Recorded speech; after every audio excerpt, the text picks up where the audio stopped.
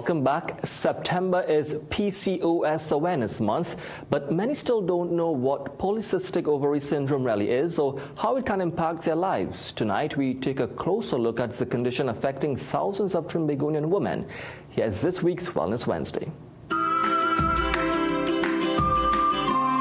Wellness Wednesday, brought to you by BioStrand. Get what you need naturally.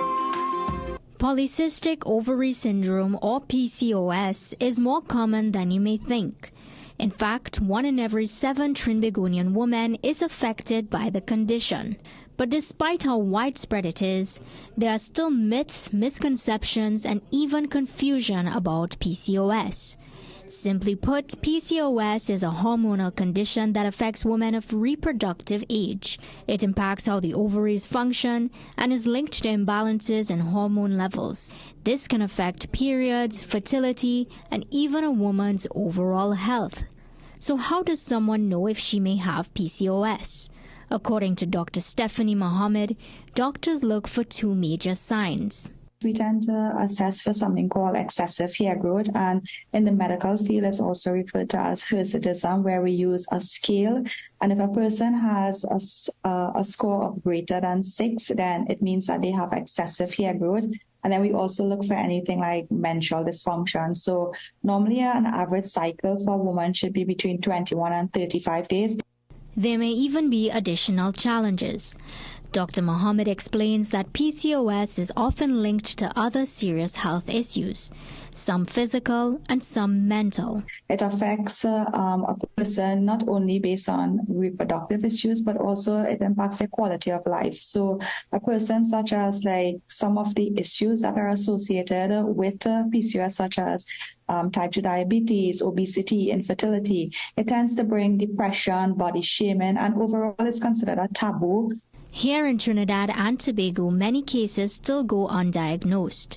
But Dr. Mohammed says while there is no cure for PCOS, there are ways it can be managed. So the universal treatment to date is diet and exercise. And following that, we have hormonal interventions via pharmacological interventions, which is normally medications. And if medications don't work, then you have things like laparoscopic and bariatric surgery. For Dr. Mohammed, the issue is deeply personal. After facing her own misdiagnosis years ago, she decided to dedicate her career to PCOS research and education.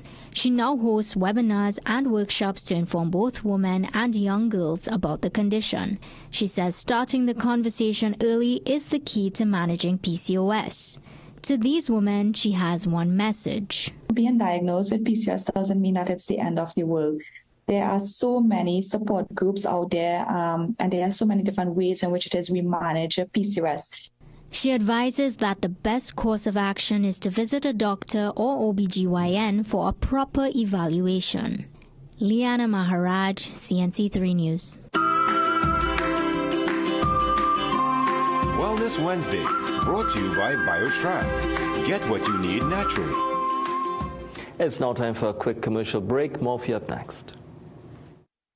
With a live